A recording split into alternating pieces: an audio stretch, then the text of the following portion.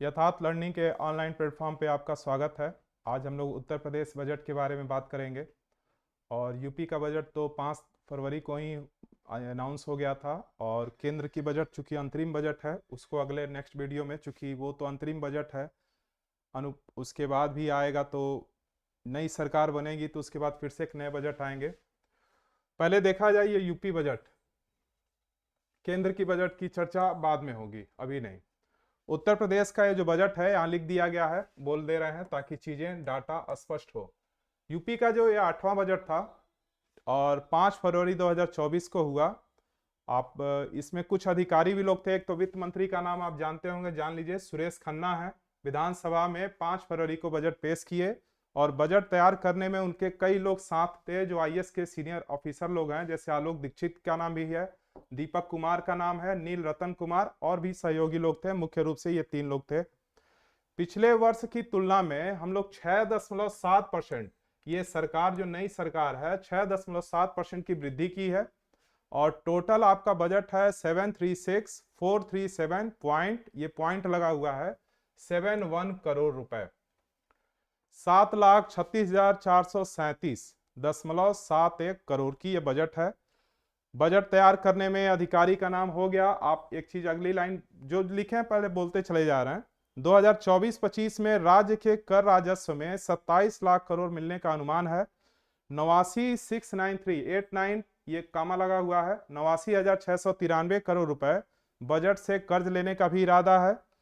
21,816.84 करोड़ केंद्रीय करों की हिस्सेदारी है, केंद्र अपनी तरफ से ये इसका योगदान है। सरकार को लक्ष्य से 50,000 करोड़ कम मिलने का कर राजस्व का अनुमान है। मतलब सरकार खर्चा दिखा रही है कि हम ज्यादा कर रहे हैं और हमें कर्ज भी लेना पड़ सकता है।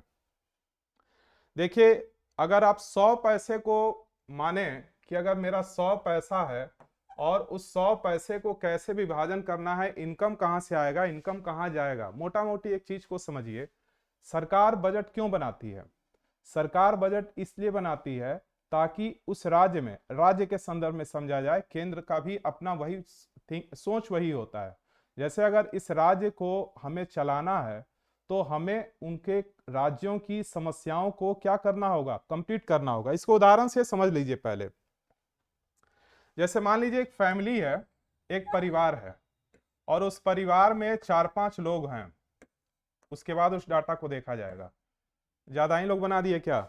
7 लोग हो गए, दो दो, छोटा परिवार होना चाहिए था।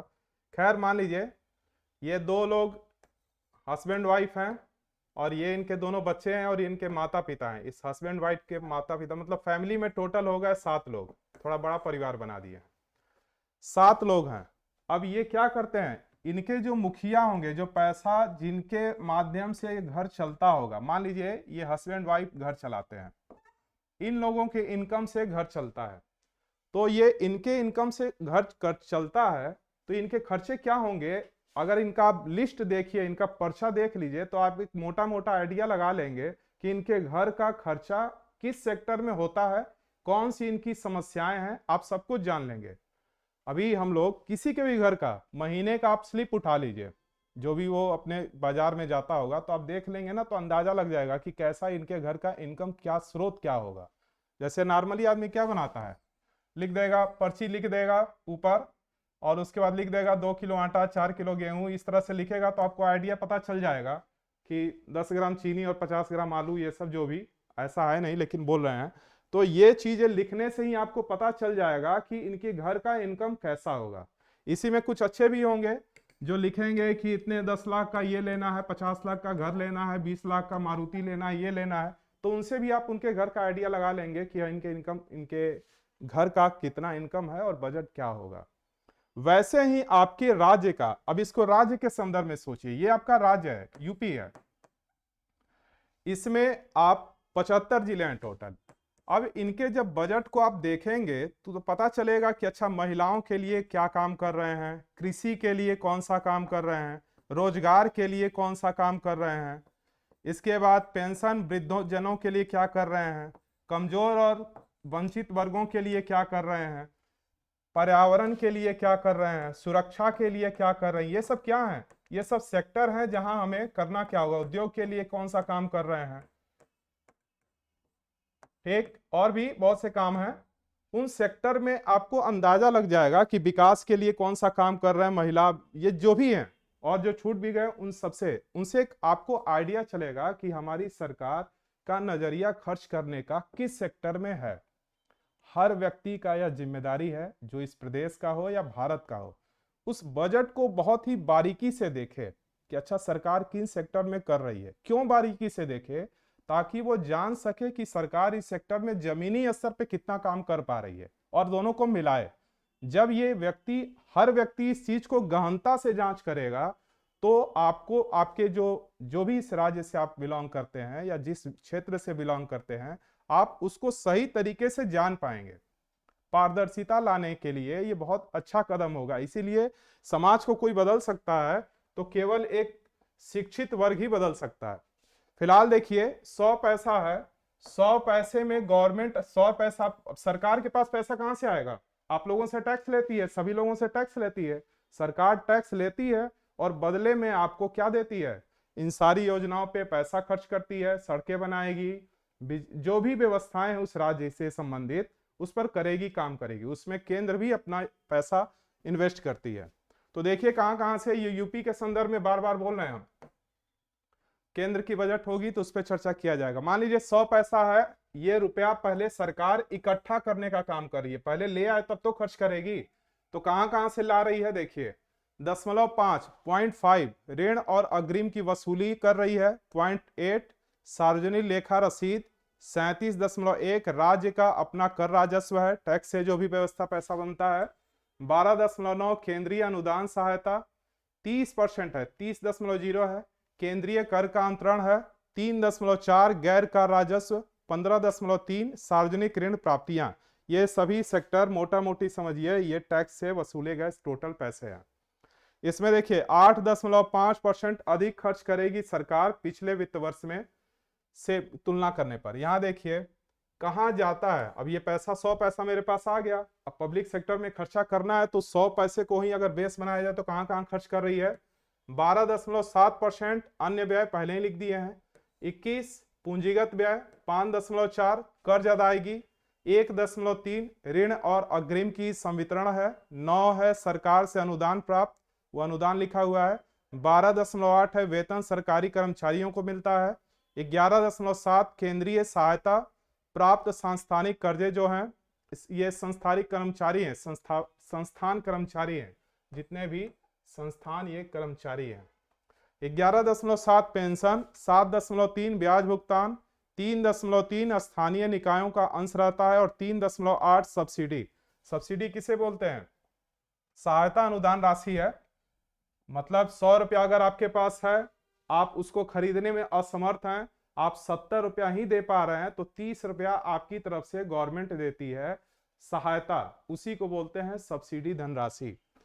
खैर यहां देखिए और भी कहां कहां खर्चे दिखा रही है गवर्नमेंट। सर्व शिक्षा अभियान में 21,310 करोड़ रुपए हैं, 21,310।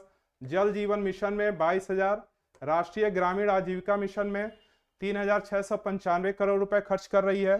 पीएम आवास योजना जो ग्रामीण क्षेत्रों के लिए बनाया जा रहा है 2,441 करोड़। स्वच्छ भारत मिशन के लिए 4,867, समेकित बाल विकास योजना के लिए 5,129, पेंशन सामाजिक क्षेत्र के लिए 12,620 करोड़ रुपए, सब पैसे करोड़ में है। मनरेगा में 5,060 रुपए, पीएम ग्राम सड़क योजना के लिए 3,668, पीएम आवास योजना शहरी के लिए 3,948, स्वच्छ मिशन भारत के लिए, स्वच्छ भारत मिशन के लिए शहरी के लिए 2,708 करोड़ रुपए। अमृत 2.0 ये पेयजल से संबंधित योजना है, इसके लिए 4,500 करोड़। सुशिक्षित समाज के लिए क्या किया जा रहा है? कक्षा 1 से 8 तक के लगभग 2 करोड़ छात्र छात्राओं को लिख दिया गया है निःशुल्क स्वेटर और जूता मोजा के लिए 650 करोड़ रुपए, बैग के लिए 350 करोड़ रुपए, दुर्बल वर्ग के 2 लाख से अधिक बच्चों को स्कूल में प्रवेश के लिए 255 सहायता प्राप्त अशासकीय माध्यमिक मतलब सेक्टर में भी बच्चे जो हैं उनके लिए 200 करोड़ रुपए खर्च कर रही है। इसके अलावा जल संरक्षण यानी जल को बचाने के लिए क्या काम हो रहा है? नदी में सुधार कटाव निरोधक परियोजना के लिए 1530 करोड़ रुपए, 1530 करोड़ 60 लाख की व्यवस्था बजट में की गई है। जल जीवन मिशन के लिए 22,000 करोड़ रुपए की व्यवस्था की गई है, प्रस्तावित है। मुख्यमंत्री लघु सिंचाई योजना के लिए 1,020 करोड़ रुपए, वर्षा जल संचयन और भूजल संवर्धन योजना के लिए 80 करोड़ रुपए। गरीबी के लिए कौन सा काम हो रहा है? नहरी एवं सरकारी नलकूप से किसानों को मुफ्त पानी की सुविधा के लिए 1100 करोड़ रुपए किया जा रहा है व्यवस्था। मुख्यमंत्री आवास योजना ग्रामीण के तहत 1140 करोड़ और असाध्य रोगों के मुफ्त चिकित्सा के लिए 125 करोड़ रुपए की खर्च की जा रही है। आयुष्मान भारत कार्यक्रम के अंतर्गत प्रदेश में 1600 हेल्थ नेस सेंटर स्थापित किए जा रहे हैं। नारी सशक्ति के लिए यानी महिलाओं के लिए क्या काम हो रहा है? यूपी मातृभूमि योजना के लिए 33 करोड़ रुपए की व्यवस्था। सामूहिक विवाह योजना के अंतर्गत अनुसूचित जाति और सामान्य वर्ग के निर्धन परिवार के पुत्रियों के लिए 600 करोड़ रुपए की व्यवस्था। अन्य पिछड़ा वर्ग के निर्धन व्यक्तियों की पुत्रियों की शादी अनुदान योजना के लिए 200 करोड़ रुपए। कन्या सुमंगला योजना के लिए 700 करोड़ रुपए। पर्यावरण संरक्षण से क्या हो रहा है? ये तो महिलाओं के लिए हो गया। इन्वायरमेंट के लिए क्या हो रहा है? तो पौधशाला प्रबंधन, अभी आप सुने होंगे कुछ दिन पहले यूपी में 35 करोड़ पेड़ लगाए गए। तो देखिए पौधशाला प्रबंधन योजना 175 करोड़। ग्रीन मिशन इंडिया हेतु के लिए 110 करोड़। प्रोजेक्ट टाइगर 4 हैं प्रोजेक्ट टाइगर आपके यहाँ, उसके लिए है 48.94 करोड़ रुपए यूपी में। वैसे तो टोटल 54 टाइगर रिजर्व हो चुके हैं पूरे भारत में। लखनऊ के कुकरेल वन क्षेत्र में कुकरेल नाइट सफारी पार्क के लिए 50 करोड़। स्वच्छ समाज के लिए क्या हो रहा है? स्वस्थ समाज के लिए प्रधानमंत्री Ayushman Bharat health infrastructure mission योजना के तहत प्रदेश में ग्रामीण और शहरी क्षेत्र में वही 952 करोड़, इससे पहले भी इसकी चर्चा कर दी गई है। वाराणसी में मेडिकल कॉलेज की स्थापना होगी जिसके लिए 400 करोड़ रुपए लगेंगे। लखनऊ में बनेगा एयर सिटी 1500 करोड़। बुनियादी ढांचों के विकास के लिए 1.69 लाख करोड़ रुपए। जेवर अंतर्राष्ट्रीय हवाई अड्डा बनने के लिए विस्तार के लिए 914 करोड़ रुपए। इसके बाद क्या है? कानपुर और आगरा मेट्रो के लिए, वैसे तो गोरखपुर में भी मेट्रो बनने वाला है, देखिए कब तक बनता है, 741 करोड़ रुपए। वाराणसी सहित अन्य रोपवे के लिए 100 करोड़ और नए शहर प्रोत्साहन योजना के लिए 3000 करोड़ रुपए की बात की गई है। शिक्षा में अगर मोटा मोटी बात की जाए तो 76,035 करोड़। ऊर्जा की बात की जाए तो 57,071 करोड़, 57,071 करोड़। पुलिस के लिए 39,516 करोड़। लोक निर्माण के लिए 34,858 करोड़। स्वास्थ्य और परिवार कल्याण के लिए 27,086 करोड़। नगर विकास के लिए 25,698 करोड़। नमामि गंगे के लिए 25,710 करोड़। पंचायती राज के लिए 21,197 करोड़। भारी और मध्यम उद्योग के लिए 210.54 करोड़ यानी 21,054 करोड़। सर्व शिक्षा अभियान के लिए 21,310। विधवा और वृद्धा पेंशन के लिए 12,620 करोड़ रुपए और मनरेगा 5,060 करोड़ रुपए की बात की गई है। ये तो डाटा है। बजट डाटा का मतलब इसको गैर जिम्मेदार की तरह से बात नहीं, सरकार की बनाई गई बजट की आप क्या करें पूरी तरह से एनालिसिस की जाती है। बहुत सी चीज अभी छूट गई हैं, उसको भी देखिए और इनको भी देखिए और इनको देखने के बाद क्या करिए कि सरकार, इससे आपको एक आइडिया पता चलेगा। बार बार उस चीज को कह रहे हैं कि जब किसी भी फैमिली का आप बजट देखते हैं तो आपके उसके घर की पूरी जानकारी आप समझ सकते हैं कि ये शिक्षा को कितना ईमानदारी से ले रहे हैं, किस सेक्टर में कितना खर्चा कर रहे हैं। तो आप देखेंगे कि उत्तर प्रदेश सरकार कृषि हो, महिला हो, रोजगार हो, पर्यावरण हो, उद्योग हो, इन जब क्षेत्रों को देखेंगे और उसके बाद देखेंगे कि ऊर्जा अगर है या महिला है तो उनके लिए कौन कौन सी योजनाएं हैं, ये एग्जाम की दृष्टि से तो इंपॉर्टेंट है ही, वैसे भी आपको जानना चाहिए कि इस सरकार का दृष्टिकोण क्या है और जमीनी स्तर पे आप खुद भी जांचने का काम करिए कि क्या इस योजना का रियल में, क्या किसी योजना का फायदा रियल व्यक्ति को मिल रहा है तो कितना मिल रहा है और इसका जमीनी में कितना मुनाफा है, क्या यह सारी चीजें पारदर्शी तरीके से जमीन पर उतर रही हैं या नहीं उतर रही हैं। तो आप देखेंगे कि कभी कभी जमीन आसमान का फर्क पड़ जाता है, दिखती बहुत सी चीजें हैं नहीं होती हैं। अगर ये सारी चीजें जमीन पे उतरें तो ये स्पष्ट हो जाता है कि सरकार जब दोबारा से बजट बनाती है, आप देख रहे हैं कि जब 1947 से देश आजाद हुआ अभी तक बहुत से ऐसे सेक्टर हैं कि जिसमें काफी सुधार हुआ है, लेकिन वो समस्याएं जस की तस बनी हैं। ना पर आपका पूरी तरह से बेरोजगारी खत्म हुआ, ना ही आपका शिक्षा स्तर तो अभी क्या कहा जाए, एग्जाम तो हम लोग करा ही नहीं पा रहे हैं ठीक ढंग से। और शिक्षा स्तर का पैनल इतना धूमिल हो चुका है कि कहने लायक नहीं, सुधार करने की उसमें और जरूरत है। डिजिटल लेन देन तो हम लोग कर ले रहे हैं, लेकिन शिक्षा का स्तर अभी भी पारदर्शी तरीके से एग्जाम तक नहीं करा पा रहे हैं। खैर, उस मुद्दे पे नहीं जाना है, हमें बजट पे काम करना है आज। और बजट की बात की जा रही है तो आपकी यह जिम्मेदारी है, चूंकि 17 तारीख को आपका पीसीएस का पेपर होगा, बजट से क्वेश्चन आ सकते हैं, चूंकि ये 5 फरवरी को एग्जाम हुआ है, ये एग्जाम करें बजट पेश हुआ है और 17 मार्च को आपका पेपर है, तो चांस है शायद ही, कंफ्यूजन है, हो भी सकता है बजट, क्योंकि 2 महीना पहले की चीजें ज्यादा पूछी जाती हैं, आ सकता है बजट को तैयार कर लीजिए, मेंस में तो रहेगा ही। इसलिए बजट को क्या करिए, पूरी तरह से जो है उसको स्पष्ट कीजिए। और बजट में जो जो सेक्टर है, कृषि है तो इसके लिए बहुत सी योजनाएं हैं, बहुत सी योजनाओं को भी लिखाए नहीं गया, तो मोटा मोटी बताया गया है कृषि के लिए कौन सी योजना है, महिला है तो महिला के लिए कौन कौन सी योजना सरकार चला रही है, उद्योग है तो उद्योग के लिए कौन कौन सी चीजें चला रही है, शिक्षा है, तो हर सेक्टर के लिए जो खर्चा कर रही है उसके लिए पूरी कॉपी बनाई जाती है। ठीक है, आप इसको पढ़िए और फिर से आप भी अपने हिसाब से बजट का एनालिसिस करिए, और अगले बजट में केंद्र की बजट को देखा जाएगा। ठीक है।